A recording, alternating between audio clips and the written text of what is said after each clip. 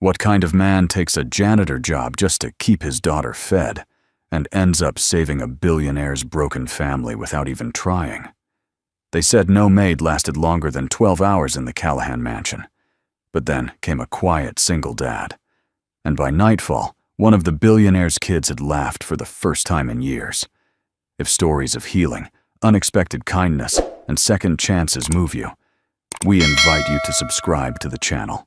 It helps us keep telling the kind of stories that stay in your heart, long after the screen fades to black. Now, let us begin. At exactly 11:42 a.m., the front door of the Callahan estate slammed shut so hard the chandeliers trembled. A woman in a wrinkled uniform and tear-streaked face rushed past the marble lion statues, heels clacking over the cobblestone like a warning bell. Her name was Teresa, the 17th maid in 4 months. She didn't even wait for her paycheck. She just muttered, "I can't do this. Not with them," and disappeared into her car, tires screeching away. Behind the glass windows, 3 children stood perfectly still, like carved ice. No crying, no waving goodbye, just staring. No one chased after her. No one ever did. Inside the house, silence fell like a heavy curtain. The youngest child, 5-year-old Ivy, tilted her head to the side and whispered something only her siblings could hear. Her twin brother, Isaac, didn't blink. Neither did Lily, the eldest at 9.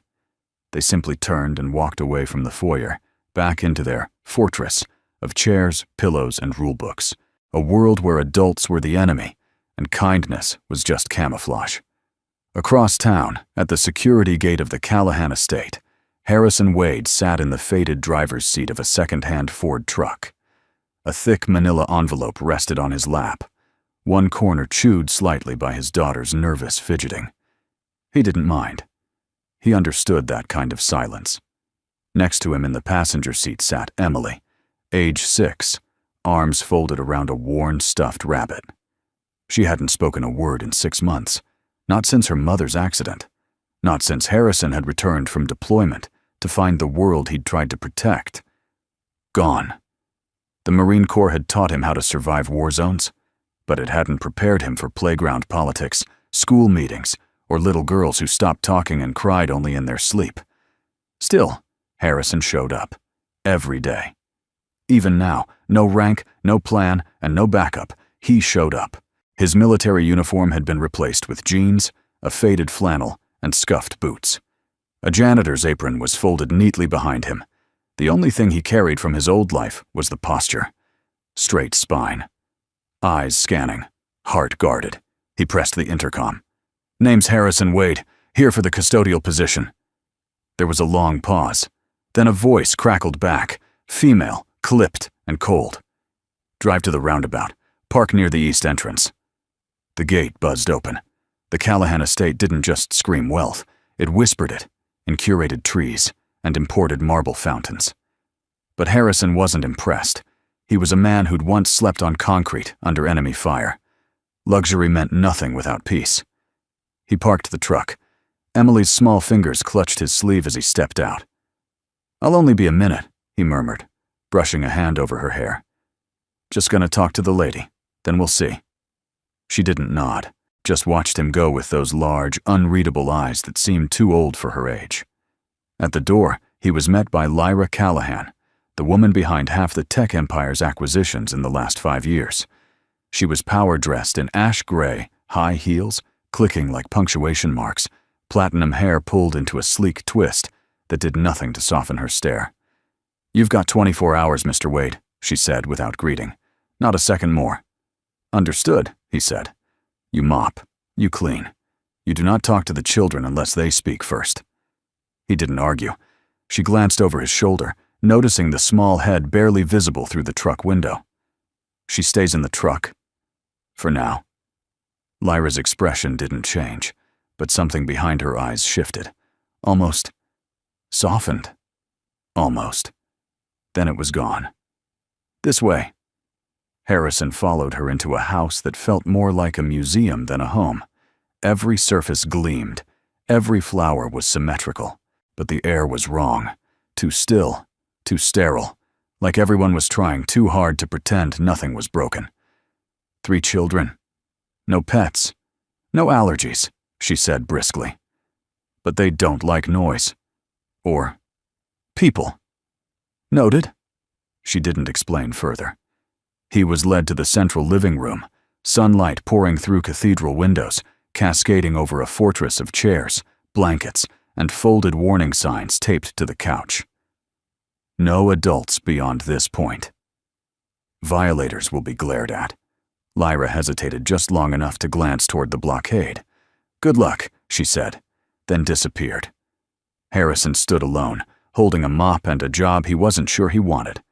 Then, from behind the fortress, 3 sets of eyes rose slowly above the barricade, silent, suspicious, watching. The twins had matching blonde curls and ice-blue stares. Lily, the eldest, had a clipboard and a stopwatch. She clicked it. You've got exactly 12 hours, she said flatly. Like the others. The boy folded his arms. The youngest girl, tiny Ivy, didn't say a word. She just pushed a button on a toy that played dramatic violin music and scowled. Harrison didn't flinch. He placed the mop against the wall, removed his jacket, and started sweeping. Quietly, carefully. Not into their space, but around it. They watched him, waiting for the moment he'd break a rule. He didn't. Not even when Ivy hurled a juice box toward his foot. It landed with a splat. Harrison bent down, wiped it up with a cloth, and said nothing. He didn't leave. He didn't yell. He just stayed. At 12:03 p.m., Ivy whispered, "He's weird." Lily wrote it down. Isaac blinked. Emily, still in the truck, rested her chin on the dashboard, watching through the window, the only one who truly noticed something shift in the air. Something small. Something hopeful. At precisely 7:03 a.m. the next morning, a secret council convened behind a fortress of throw pillows and couch cushions. Max, age 9, tapped a pencil against a clipboard, his brows furrowed like a general preparing for battle. Ava, age 7, clutched a pair of walkie-talkies with pink glitter tape wrapped around the antennas, and Dylan, 5, sat cross-legged with a gummy bear in his mouth and a glint of chaos in his eyes. They were not ordinary siblings. They were the infamous Callahan trio, and this was Operation Scare the Janitor. He survived the juice box test, Max said grimly, flipping a page. And the silent stare challenge. Ava nodded. Didn't even flinch when Ivy banged the cabinet doors for 6 minutes straight.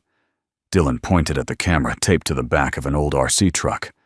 Can I drive this under his feet again? Not yet, Max whispered. Today. We escalate. He held up a list written in blue crayon. Bucket over doorway. Ketchup blanket trap. Unexpected lullaby. Marshmallow mines in hallway. Operation Destroy, MAID 118 is go. Across the hallway, unaware, or pretending to be, Harrison Wade knelt in the kitchen, scrubbing a stubborn spot on the floor with the kind of patience only a man who'd once defused bombs could maintain. Outside the window, the morning sun caught in his silvering hair. The mop leaned against the wall like a tired soldier, and in his pocket sat a granola bar he was saving for Emily. It had been a quiet night. Emily had slept in the truck. He'd checked on her twice, her rabbit tucked in. Still no words. But she'd rested her hand on his wrist before falling asleep. That meant something. Now he whistled a soft tune, half lullaby, half something he couldn't quite place. That's when the trap sprung. A splash. Cold water dumped directly onto his head as he passed through the back hallway arch. Max fist-pumped from behind the plant stand. Ava ducked behind the curtain, biting her lip. Dylan froze, half giggle, half gasp. Harrison blinked. Water dripped from his hair. He looked up slowly at the tilted mop bucket now swinging gently from a string tied to the air vent. Well, he said aloud, brushing water from his face. Looks like I just walked into the Amazon monsoon. He didn't yell, didn't scowl. He simply bowed slightly at the waist like a performer, dripping wet, and said, "Bravo." Then, he slipped, or rather, pretended to. He spun dramatically, landed with a thud on the rug, and groaned like a cartoon pirate. Max's eyes widened. "He's actin'," Ava whispered. I am slain, Harrison cried out, holding his chest. Oh, cruel, slippery fate! From behind the wall, a stifled giggle escaped. It came from Dylan. It was small, barely audible, but real. A chuckle. A first. Harrison didn't look toward the sound. He just lay there, dramatically sprawled, then slowly reached for his mop like it was a sword. He stood, spun it, pointed the tip at the living room fort. I know you're in there, he said, lowering his voice to a rich baritone. And I know you have marshmallows. I can smell them. Max peeked out. You're not mad? Mad? You think a mop ambush is new to me? Harrison raised an eyebrow. I once got duct taped to a toilet seat by an entire platoon of Marines on my birthday. Ava gasped. No way! Way! He twirled the mop like a Jedi lightsaber. Dylan peeked out now, eyes round. Harrison took a step forward and suddenly froze, stiffening. What's happening? He stammered in a fake, dramatic voice. Oh no, I'm being controlled. He dropped to his knees and slumped like a puppet. The trio exchanged looks. He's pretending we trapped him, Ava whispered. This is reverse psychology, Max replied cautiously. No, Dylan said softly. It's funny. Harrison tilted his head back slowly and whispered, I surrender. To the Marshmallow Kingdom. Then he let out a very serious snore. For 3 seconds, the kids didn't move. Then Ava burst into laughter. Not a smirk, not a polite giggle. A real laugh. Max bit his lip, holding it in. But he couldn't. He joined in. And Dylan? He dropped the gummy bear, clapped both hands over his mouth, and laughed. High-pitched, bright, free. It filled the living room like music no one remembered missing until it returned. From her office upstairs, Lyra Callahan stared at the security monitor on her tablet. She had reviewed dozens of resumes, fired countless staff, hired behavior experts, psychologists, even a meditation coach from Sweden. Nothing had worked. Her children had turned grief into a fortress, and she hadn't known how to tear it down. Until now. On the screen, she watched as Harrison bowed to the children, picked up the ketchup-smeared blanket without comment, and offered Ava a tissue for her runny nose. None of it was part of his job description. But he did it anyway. Still, Lyra didn't smile, didn't react.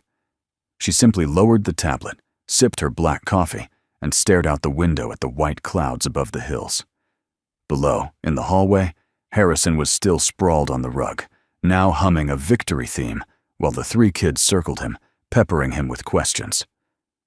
Were you really in the Marines? Did you ever meet a tiger? Can you teach us how to make booby traps? He sat up slowly. Only if you promise not to use them on me. Max crossed his heart.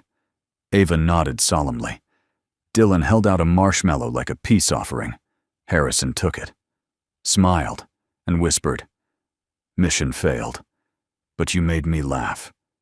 Emily, still inside the truck outside, pressed her forehead gently to the window. She didn't understand everything, but she knew what joy sounded like, and for the first time in months, she wanted to go inside.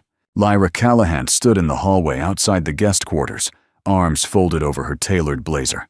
Her heels clicked once on the marble as she watched Harrison Wade fold up his cleaning cloth with military precision. Mr. Wade, she said, coolly. He turned, nodding with respectful detachment. From this moment forward, she continued, voice even and practiced. You are not to interact with my children unless absolutely necessary. Harrison said nothing. No speaking, no teaching, no correcting. You're here to clean, that's all. A long pause. He nodded once, firmly.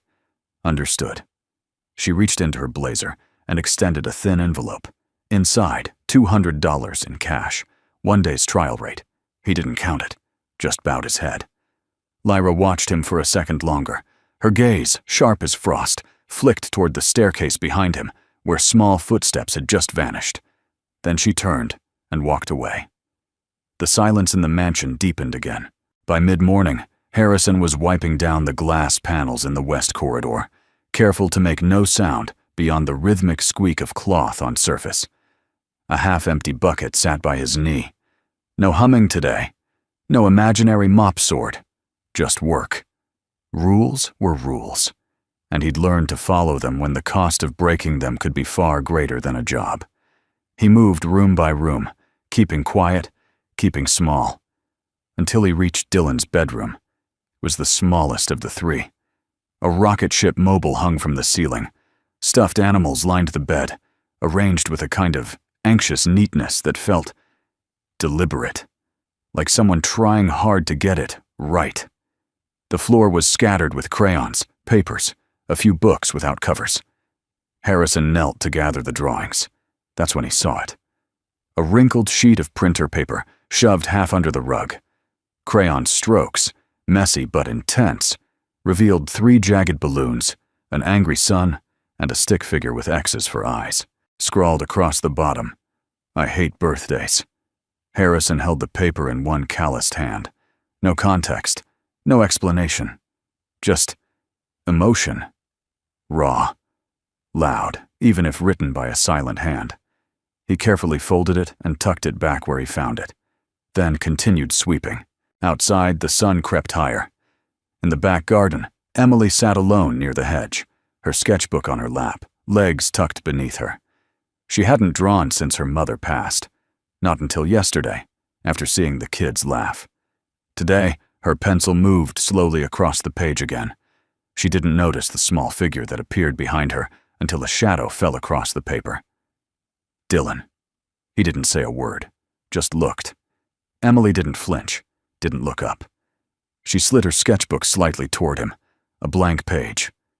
Dylan hesitated, then sat down beside her, knees barely brushing. He pulled a crayon from his pocket, green, dull from use, and began drawing. A tree, lopsided. No leaves. Emily added a sun, just a circle. No rays. They didn't speak, they didn't smile. But side by side they kept drawing, and something quiet and sacred passed between them. 2 kids, both voiceless, both heard. Inside, Harrison cleaned the staircase banister with a toothbrush. An old habit. Small details mattered. As he crouched to get the inner grooves, a shadow moved on the landing above. Ava. She stood holding a doll with no arms, her eyes locked on him. Hard. Curious. He gave her a nod. Didn't speak, didn't smile. And that made her pause. The other maids had always tried to win them over. With candy. With cartoons. With forced cheer. But this one, this janitor, didn't push. He just worked. She watched him another second, then disappeared down the hall. Harrison exhaled slowly and returned to scrubbing. By dusk, the mansion glowed amber through the tall windows. Harrison finished mopping the art room, half museum, half chaos, and washed his hands at the butler's sink. He wiped his palms dry, pulled out the granola bar, and walked outside to the pickup truck, where Emily sat, curled in the front seat, still holding her sketchbook. He tapped the glass gently. She opened the door. "You hungry, Bug?" he asked. She took the bar. Nodded. He brushed a leaf from her hair. "Good day?" She didn't answer. Didn't need to. He saw it in the sketchbook on her lap. He leaned in. There were 4 figures now, 3 children, and him, standing at the center, smiling, arms out, like he was holding them all. Harrison's breath caught. It wasn't drawn perfectly. The lines were uneven, but the message was clear. She had seen it. Seen him. And she believed in something that hadn't happened yet, but maybe could. Upstairs, Lyra sat at her desk, staring at the security footage again. She had watched the garden scene 5 times. The girl and Dylan, sitting together, drawing. No words exchanged. But somehow, it was the most conversation either had had in months. She leaned back in her chair, fingers laced beneath her chin. Still no reaction.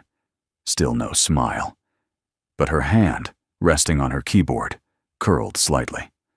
Almost softly. Almost like something was breaking open. Almost. The storm outside wasn't rain or wind. It was silence. Another nanny had packed up and left. This one hadn't even lasted till sundown. Her departure was wordless, just the sound of her shoes echoing down the hallway. By 6:40 p.m., the Callahan house had lost its 18th caregiver. Lyra didn't blink. She simply reached for her phone, tapped once, and called accounting. "Double his rate for the night," she said. "If he stays." Harrison stood in the mudroom, still in his janitor uniform, mop leaning against his shoulder like a weary rifle. He looked down at the envelope she handed him, twice the amount from the day before. "For what?" he asked, voice low. "Nanny quit," Lyra said. "Stay tonight. Clean what needs cleaning. Just don't talk to the kids." He nodded, slow and careful. Understood. But in his chest, something cracked. Just a job, just floors, just a paycheck. Right? By 8:12 p.m., the halls were quiet. The mansion's lights dimmed low, casting golden slants across marble and wood. In the corner of the family room, Harrison mopped. 3 shadows hovered nearby, not quite hiding, not quite watching. Max sat at the base of the staircase, arms folded. Ava crouched behind the sofa. Dylan lay flat on the rug, chin on his hands, eyes blank. Harrison didn't speak. He didn't look at them. But his voice, calm and worn like an old record, rose as the mop glided across the floor. "You know," he said casually, "some folks say there's a castle buried underneath this house, hidden below the stone and roots. They say it only appears for those who believe in broken magic." The mop turned. He kept going. "Inside that castle lives a lion with no teeth, who protects dreams instead of gold. But every night, the castle shrinks a little. Unless someone laughs before midnight." A creak behind the sofa, a quiet shuffle. But still, he didn't look. He just kept mopping, kept spinning the tale. Now the lion's best friend is a girl who never speaks, but whose drawings glow in the dark. She's the only one who knows where the castle's true door is, and she never tells anyone, not even the moon. His voice dropped to a whisper. But one day, someone listens, really listens. From behind the sofa, Ava's hand trembled slightly as she held her mom's old phone. Recording. She wasn't sure why. She just wanted to remember the story. The way his voice dipped and danced. The way it filled the space, not like noise, but like warmth. She pressed stop before he could finish. Lyra stood outside the doorway, arms folded. She had seen everything on the cameras. She had heard fragments. That was enough. Violation of contract. "Pack your things," she said sharply. Harrison didn't flinch. He didn't defend. He just looked her in the eye, the first time he ever had, and said, "Yes, ma'am." That night, the house was still. Lyra poured herself a glass of wine, sat by the window, and tried to focus on numbers, margins, timelines, expansion plans. But the hallway was too quiet, her mind restless. She rose, walked to Ava's room, paused. From inside, a faint sound. She pushed the door gently. Ava lay curled under her blanket, clutching a phone to her chest, not texting, not watching videos, listening. Harrison's voice crackled from the speaker. "And the girl with the glowing drawings," he whispered, smiled, just once, because for the first time, someone stayed. Downstairs, Emily lay curled in Harrison's truck, sketchbook on her knees. She hadn't spoken in months, hadn't laughed, but her lips moved. Barely. 3 small words, quiet as a falling feather. "He's funny." The kitchen was too bright for 2:17 a.m. The rest of the Callahan mansion slumbered in silence, but the overhead light in the marble kitchen cast sharp edges on every surface. Stainless steel appliances gleamed like polished armor. The coffee machine hummed low. Harrison stepped in barefoot, t-shirt damp from a midnight mop run, intending to grab water. But he froze. Lyra was already there. She stood by the counter in her silk robe, hair perfectly twisted into a loose bun, holding a cup of coffee so dark it looked like ink. Her eyes met his, clear, sharp, unreadable. Neither of them spoke for a full beat. Then, "Couldn't sleep either?" Harrison asked quietly, his voice still husky from disuse. "I don't sleep," she replied without blinking. "I brief. I close my eyes, regroup, and prepare for the next failure." He raised an eyebrow. "That sounds exhausting." She sipped. "It's efficient." He moved to the sink, filled a glass with water. For a moment, silence returned. But then she said, almost carelessly, "So, what's your take on rich kids?" Harrison didn't look at her, just drank slowly, then said, "You mean your kids, or the ones in general?" Lyra's tone was flat. "Don't play smart." He leaned against the counter, arms crossed. "All right," he said.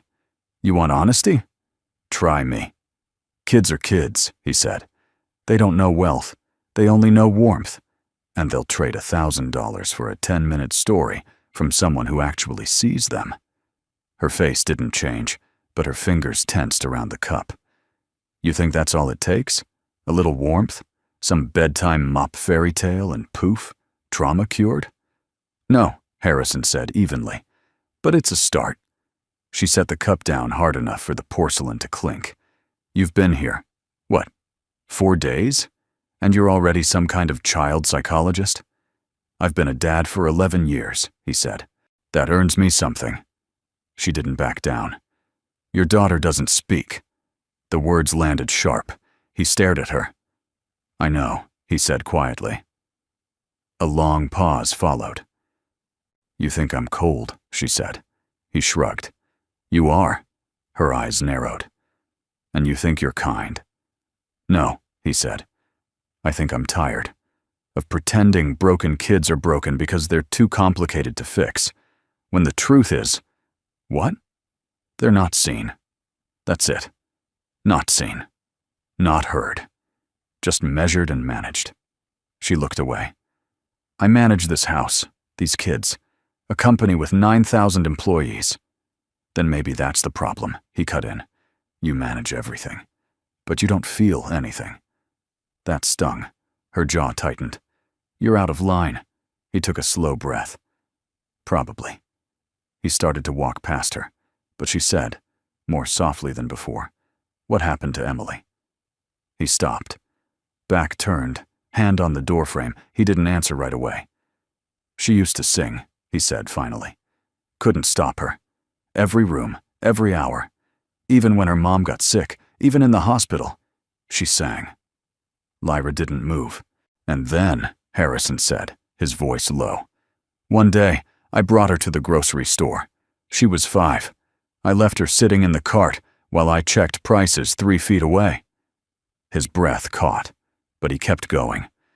"A man grabbed her arm, just touched her, said something. I didn't even hear it." He looked down at his hands. "But I snapped, took him down, in front of her. I blacked out." His voice dropped to barely a whisper. "I remember her face. Not fear. Not tears. Just confusion. And silence. She didn't scream. She didn't cry. She just stopped speaking, and hasn't said a word since." Behind him, Lyra didn't breathe. "She lost her voice," he said, "because I lost control." For the first time, he looked at her, not with anger, not with defense, just truth. "I know what guilt looks like," he said, "and I see it in your eyes every time you look at your kids." The coffee had gone cold in her cup, but Lyra didn't reach for it. She just stood there, bare feet on cold tile, staring at the man in front of her, not as a janitor, not as a trespasser, but as a mirror. And for one unbearable second, she forgot how to breathe. The morning started quietly. No screams, no spilled cereal, no thunderous stomps of rebellion from upstairs. Just the hum of the refrigerator and the soft shuffle of tiny feet. Harrison was wiping down the kitchen counters when Dylan entered, a sheet of paper gripped tightly in his small hand. His hair stuck up like soft hay, and his pajama pants were too long. But his steps were purposeful. He didn't say a word. Just walked straight to the stainless steel fridge, stood on tiptoe, and, using a single magnetic clip shaped like a smiling sun, pinned the drawing to the door. Then he walked away. Harrison blinked. He turned toward the fridge. The drawing was simple, done in crayon. 4 stick figures stood beneath a curved banner labeled in all caps, "Family." The tallest one had gray hair and held a mop like a sword. To his right were 3 smaller figures, Max, Ava, and Dylan himself. Ava had big curls, Max wore square glasses, and Dylan was holding the mop man's hand. The stick figures were smiling, all of them. Lyra entered the kitchen 5 minutes later, still in a muted charcoal suit, blouse buttoned high. She poured her coffee in silence. Then she saw it. Her expression didn't change. She stared at the fridge for a long moment. Then, without a word, she walked over, peeled the drawing off slowly, folded it once, and placed it in the drawer beside the coffee pods. Harrison didn't say anything. That evening, the house had settled into its usual hush. The children had eaten. Lyra had retreated to her office. Harrison was finishing up the last of the dishes when he noticed something taped back on the fridge. The same drawing. But now, instead of the bright magnetic sun, it was held in place by a small square of clear tape, neatly aligned, pressed flat. Lyra had put it back. He didn't say a word. He didn't need to. In the playroom, Emily sat cross-legged beside Dylan. The paper in front of them was larger this time, and for the first time, Emily wasn't using only gray and blue. There were streaks of yellow, soft, pale like sunbeams, and pink, a gentle, hopeful blush. Dylan handed her a crayon and she took it. They didn't speak, but they didn't have to. She drew a window. He drew a sun. She added birds. He added a swing. They were building a world together, one line at a time. Later, when the house dimmed for the night, Harrison checked the hallway cameras to make sure all the kids were in bed. He stopped at the screen showing the girls' room. Ava had already drifted off, tangled in her blanket with a book on her chest, but Emily's bed was empty.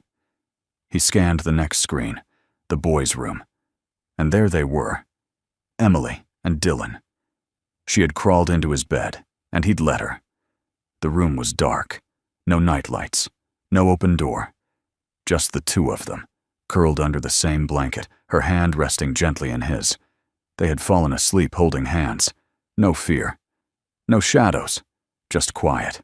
Harrison leaned back in the chair, hand resting over his chest, eyes wet without falling. He didn't speak, didn't smile. He just sat there for a long time. In a house that had seen too much silence. Tonight, it finally made sense. The snow had started falling early that afternoon. Soft, slow, like a memory being rewritten in white. It wasn't heavy yet, just enough to dust the trees and coat the long gravel driveway of the Callahan estate in a thin blanket of winter. Inside, laughter echoed for once. Ava had declared it Spy Day, and the mansion had transformed into a fortress of giggles and secrets. Max was in charge of codes. Dylan manned the surveillance cameras, plastic binoculars taped to a coat rack. And Emily, quiet little Emily, had been recruited for the ultimate mission. "Hide where even the grown-ups can't find you," Ava had whispered, eyes dancing with mischief. "And stay there until one of us gives the password." Emily had nodded and vanished. 23 minutes later, something shifted. A chill, not from the weather, but from the absence, from the silence, from the way even Dylan put down his binoculars and asked, "Where's Emily?" They searched the whole west wing, under beds, inside closets, behind the heavy curtains in the music room. Nothing. Then Max noticed the back door, slightly ajar. By the time Lyra arrived from her upstairs conference call, Harrison was already outside, scanning the woods, calling Emily's name with calm but rising urgency. Lyra stormed down the steps, her heels crunching on the icy stone. "Where is she?" Harrison looked at her, breath curling in the cold. "She's not inside." Her voice turned sharp. "You had one job." "I was watching them." "You're not family." Her voice cracked against the trees. "You're a janitor, not family." Harrison didn't answer. He simply took off his coat, handed it to Max, and stepped out into the snow. No gloves, no scarf, just determination and worn boots. and the kind of silence that doesn't argue. It moves. He knew these woods, not because he'd been in them, but because pain had a geography, and grief had its own map. He walked past the frozen rose garden, past the brittle fence where the creek dipped beneath, past where footprints thinned and then vanished. Then he saw it. A shadow. Not moving. Just sitting. At the base of a pine tree, half covered in snow, legs pulled tight to her chest. Emily. Her cheeks were red, her lips pale, but her eyes, those deep, quiet eyes, met his without fear. He dropped to his knees in front of her. "What are you doing here, sweetheart?" She didn't answer right away. Then, after a breath, she lifted a small, laminated card. It was faded. Edges frayed from years of handling. He knew it instantly. The memorial card from his wife's funeral. Emily must have found it tucked in his old Bible. On the back, scrawled in his wife's handwriting, were the words, "Meet me here, under this tree. I'll come back when it's time." She had written it for him once, when he was deployed. He had buried that hope here, under this very pine tree, on the day she died. And now his daughter had found it, had come to sit where love was once promised, because she had felt something he never said out loud, that he still waited. That part of him still hoped. He wrapped his arms around her, not hurried, not panicked, just full of quiet understanding. Her body trembled against his chest, but her voice was steady. "I knew you'd find me," she whispered. When they returned, the house stood frozen in breathless stillness. Lyra was waiting at the threshold, her shoulders straight, her arms tight across her chest, but her eyes betrayed her, wet at the corners, wild with fear she hadn't let herself name. Emily didn't look at her. She walked straight inside, head tucked against Harrison's shoulder. Only when she passed did Lyra notice what Emily had clutched in her small hand. The card.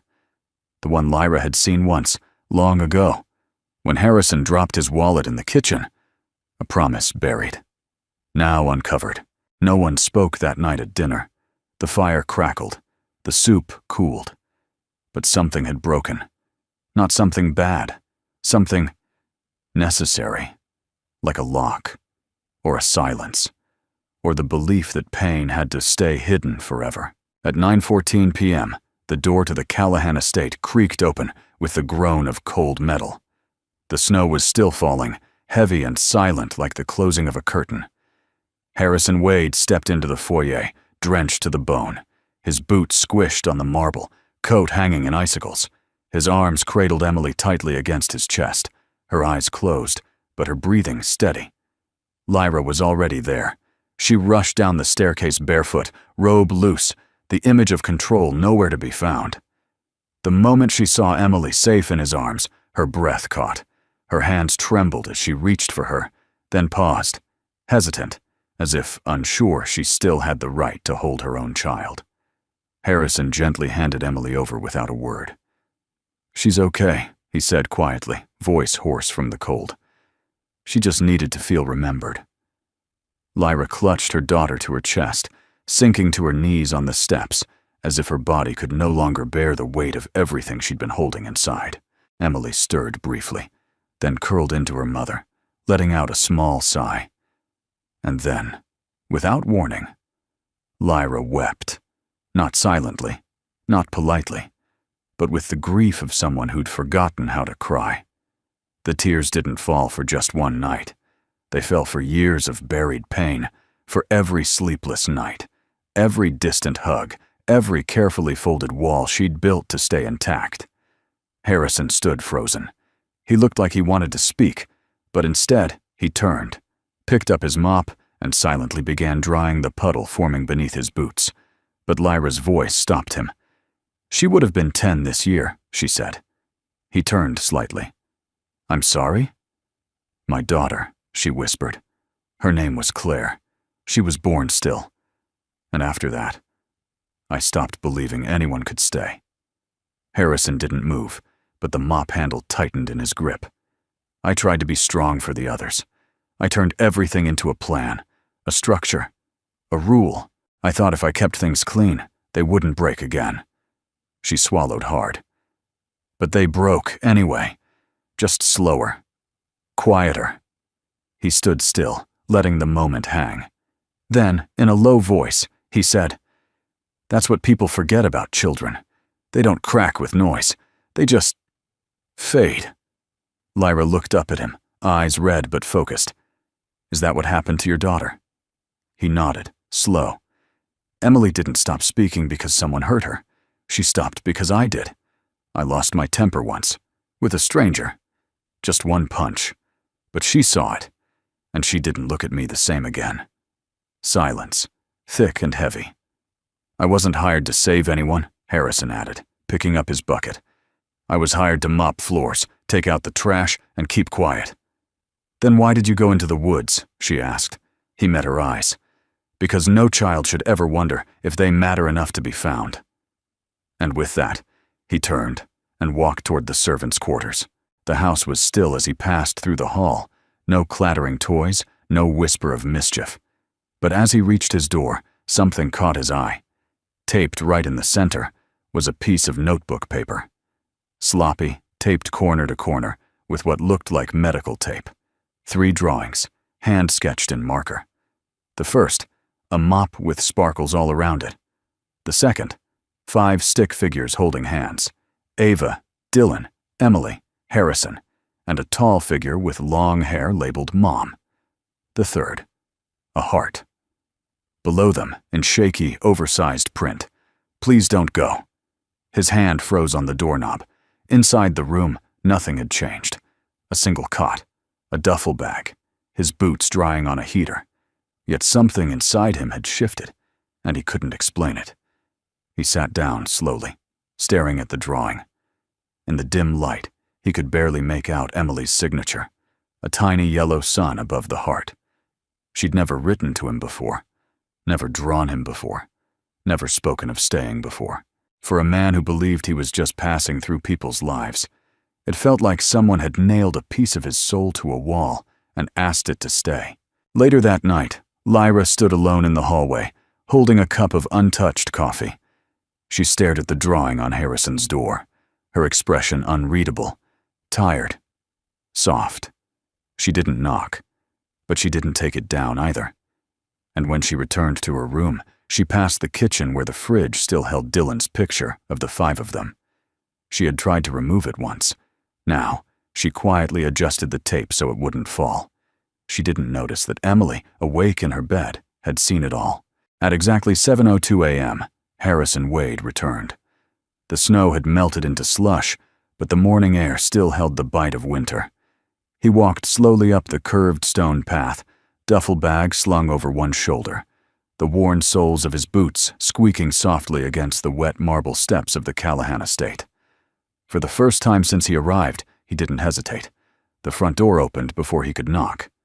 Lyra stood there, dressed not in her usual blazer or heels, but in jeans, a soft gray sweater, and no makeup. Just her. Real, raw, and for once, unguarded. She didn't say hello, didn't say thank you.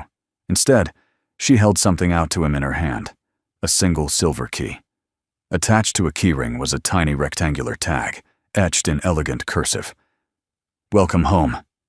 Harrison stared at it for a long time, as if holding something he'd long believed he didn't deserve. He looked up, but Lyra's gaze didn't waver. "I don't give those out easily," she said quietly. "But this isn't just about cleaning floors anymore, is it?" He opened his mouth, maybe to decline, maybe to deflect. But then a small voice broke the silence. "Slime attack in 5, 4, 3. Too late. From behind the living room sofa, Ava leaped forward, wearing a handmade paper crown and wielding a plastic spoon dipped in green goop. Dylan followed with glitter in one hand and a cookie in the other. Emily stood shyly in the hallway, holding a folder labeled Dad No. 2 Contract. Harrison blinked. "What is happening?" Ava saluted dramatically. "Operation Official Family Initiation, sir." Dylan held up the cookie like it was a Medal of Honor. "Step 1, sugar diplomacy." "And step 2, Ava grinned, slapping a post-it note on Harrison's chest that read, Dad No. 2, in bright pink marker, is labeling. Emily giggled softly, a sound so light it might have been mistaken for the breeze. But it was there. It was laughter. Harrison raised both hands in surrender. I wasn't briefed on any of this. You didn't need to be, Ava declared. You passed the test. What test? All of them. Lyra stood to the side, arms crossed, watching, but not interfering. Her lips twitched at the corners, fighting a smile. Emily walked over, slowly, then opened the folder. Inside was a single sheet of paper with large crayon drawings and 3 stick figures holding a 4th one's hand. At the bottom, it read in red letters, Dad, by heart. Ava translated helpfully. It means you're not our dad by law, but you're our dad by choice. Harrison knelt down. His eyes flicked over the page. It was childish and messy, with cookie crumbs smeared in the corner, but it was the most serious document he'd ever been handed. They want you to sign it, Lyra said, her voice quieter than before. And if I don't? Harrison asked, looking up at her. Ava grinned. We have glitter, and no shame. Dylan nodded solemnly. And I told Grandma already. Wait, you told? Over FaceTime, she said, finally. Lyra sighed, half laughing, half shocked. You did what? She also wants to meet the janitor who made Ava eat broccoli, Dylan added. Everyone turned to Harrison. He raised his hands again. That was not part of the deal. Emily gently tugged his sleeve. He looked down, and she offered him a crayon. Purple. Her favorite. Harrison took it. He held the crayon like it was something sacred, and slowly, carefully, signed right under the drawing. The kids erupted. Dylan tried to toss glitter, but it stuck to his fingers. Ava shoved an extra cookie into Harrison's hand. Emily stood beside him, her shoulder touching his, eyes soft and glowing. Lyra didn't cheer. She just stood there, watching.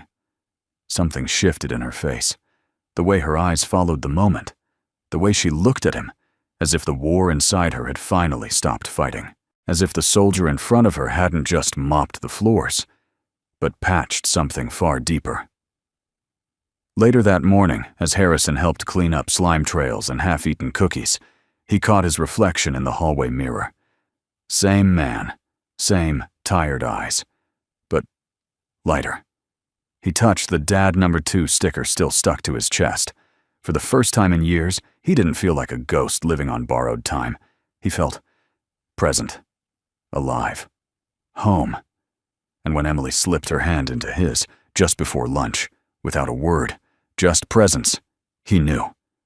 He wasn't afraid of the past anymore, because somehow, impossibly, this strange, broken house full of glitter bombs and silence had found a way to glue him back together.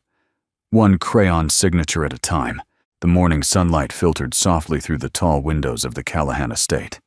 It was Saturday. Quiet. Unhurried. Even the air felt different. Lighter, somehow, as though the house itself had exhaled after holding its breath for far too long.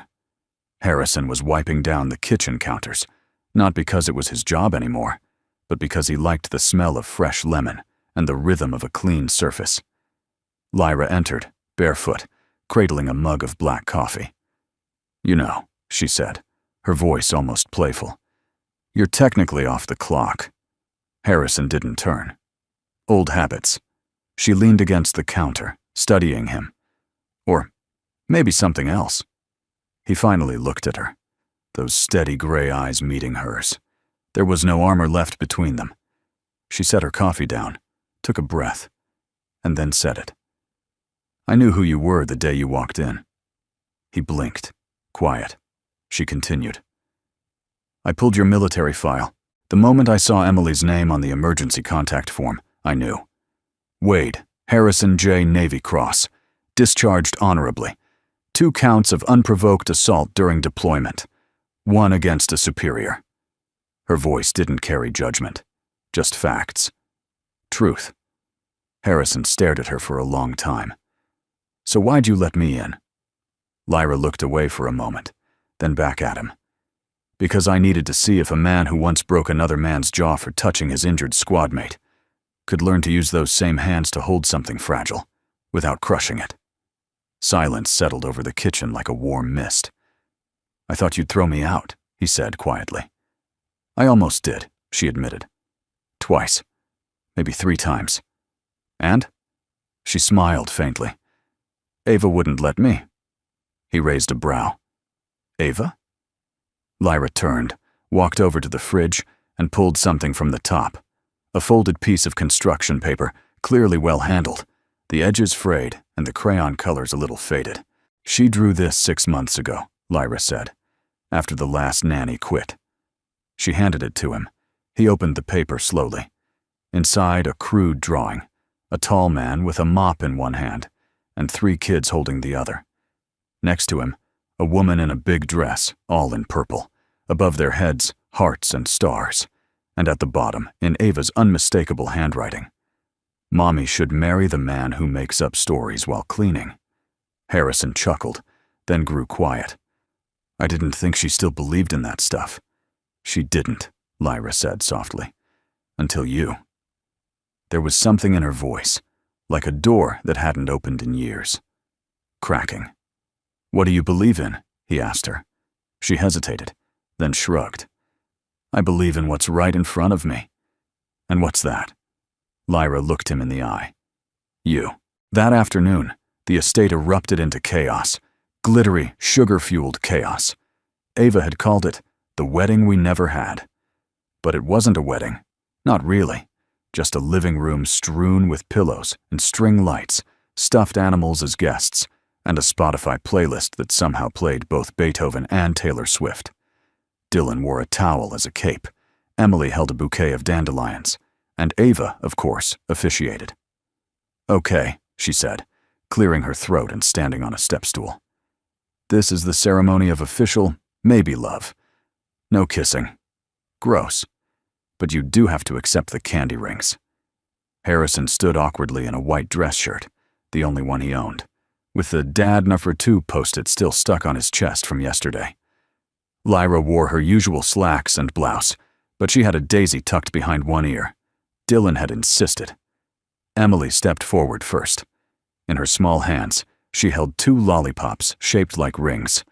Cherry red. She gave one to Harrison, the other to Lyra, then stepped back. Ava cleared her throat again.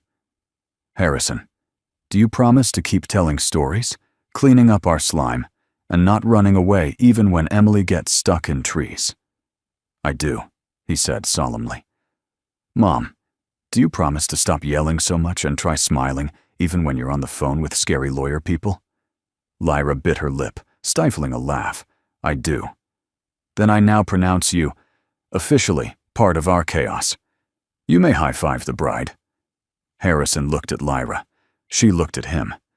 And for a moment, a full, long, still moment, the world felt whole again. He raised his hand. She met it with hers. The kids cheered like it was the 4th of July. Later, as the room quieted and the candy rings were half eaten and the stuffed animals all fell asleep, Harrison sat on the floor with his back against the sofa. Lyra sat beside him, legs crossed, eyes half-lidded. "Did we just fake marry each other?" he asked. "Seems like it," she replied. "Should I be worried?" "Only if you're afraid of joy." He turned to her, his voice quiet. "I was. For a long time." She nodded slowly. "Me too." Emily, already dozing off, mumbled something. Neither caught the words, but they didn't need to, because whatever it was, she said it from the middle of them both, exactly where she belonged, exactly where they all did. The sky over the Callahan estate had turned a tender shade of spring blue, the kind that only came after winter had finally let go. The garden was alive again, not in a grand, curated way, but in the gentle chaos of childhood. Sidewalk chalk on the patio, mismatched pinwheels spinning on the lawn, and laughter echoing from tree to tree. It had been 6 months. 6 quiet, healing, impossible months. And somehow, no one had noticed the exact moment when the house stopped feeling like a museum and began feeling like home. Harrison stood at the kitchen counter, sipping coffee from a chipped mug that had somehow survived 3 glitter tornadoes, 2 slime avalanches, and a crayon revolt in the pantry. Emily entered, barefoot, clutching a sheet of paper behind her back. He looked at her with that familiar raised brow. She just smiled and handed it over. It was a drawing. Harrison held it up. 5 figures stood in front of a tall house with too many windows and just the right amount of whimsy. Emily, Dylan, Ava, Lyra, and him. Above them, in big, uneven letters, it read, "The castle that we laughed in." His throat tightened. "Did you draw this?" he asked softly. Emily nodded, then tilted her head, waiting for his reaction. But Harrison said nothing. He just walked over to the fridge, pulled off a faded magnet shaped like a pizza slice, and placed the new drawing beside the one Ava had made months ago, the one with the candy ring wedding and the stick figure family. Lyra entered just then, hair pulled back, sleeves rolled up from kneading dough in the kitchen. She paused when she saw the new picture. For a moment, she just stared. Then she walked over, and without a word, pressed a clear piece of tape across the top of the paper, sealing it in place like something sacred. "Looks like we're running out of fridge space," she murmured. Harrison smiled. Good problem to have. That evening, as the sun melted into golden streaks across the horizon, Harrison and Emily walked hand in hand through the garden. Ava and Dylan were busy burying a time capsule behind the swing set, arguing about what counted as historically important. Lyra sat on the porch, reading a story aloud, though the kids were too distracted to listen and she was too amused to care. Harrison led Emily past the garden path, toward a spot few others visited. There, between the rose bushes and the old oak fence, stood a pine tree, tall, weathered, and noble in its silence. It had changed very little over the years, except now there was something hanging from one of its branches, a wind chime, handmade, a little crooked, bits of glass, old silverware, and seashells, tied together with fishing line and hope. It danced gently in the breeze. "Why did we put it here again?" Emily asked, her voice soft, still quieter than most, but steady now, with its own kind of strength. Harrison knelt beside her. He didn't answer right away. Then he said, "Because this is where I found you." She looked up at him. "And because your mom and I used to sit under a tree just like this. When she was scared, she'd say she wanted to believe that love could find its way, like the sound of a wind chime. No matter where you were or how lost you felt, the right person would hear it." Emily's eyes glistened, but she didn't cry. She just listened, the way she always had. Harrison touched the chime, setting it gently into motion. It sang a quiet song, not loud, not insistent, just present. "If you ever feel alone," he said, "and you hear this sound, it means someone is thinking of you, someone who loves you with everything they have." Emily took a step closer. Then, barely louder than the wind itself, she whispered, "I love you too, Dad." Harrison froze, not because she spoke. She'd been doing that for weeks now, but because this was the first time she'd called him that.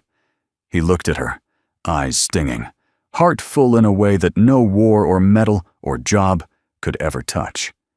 Then, without saying a word, he picked her up, the way only a father can, and held her against his chest. The wind chime above them swayed gently, catching the last rays of the sun. Inside the house, Lyra watched from the window. She didn't wave, didn't call out. She just smiled, pressing her fingers lightly to her lips, as though holding something sacred there, and turned back toward the kitchen. There was dinner to make, dishes to wash, laughter waiting in the next room. But first, she opened the fridge and stared at the 2 drawings side by side. One from a time when love was a wish, the other from now, when love had become a fact. She touched both papers, just briefly. And for the first time in a long, long while, Lyra Callahan laughed, not the polite kind, not the business lunch kind, but the real kind, the kind that starts deep in your ribs and makes you feel human again.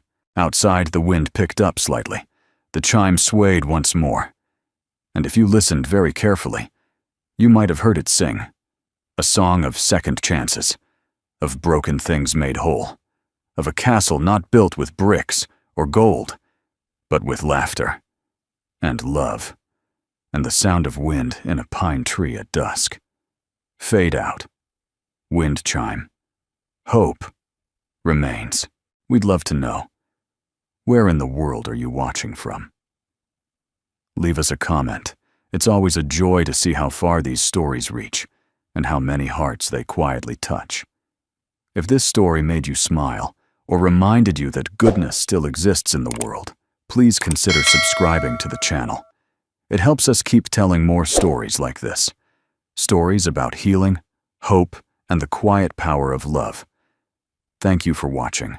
We're grateful to have shared this moment with you. Until next time, stay kind and take good care.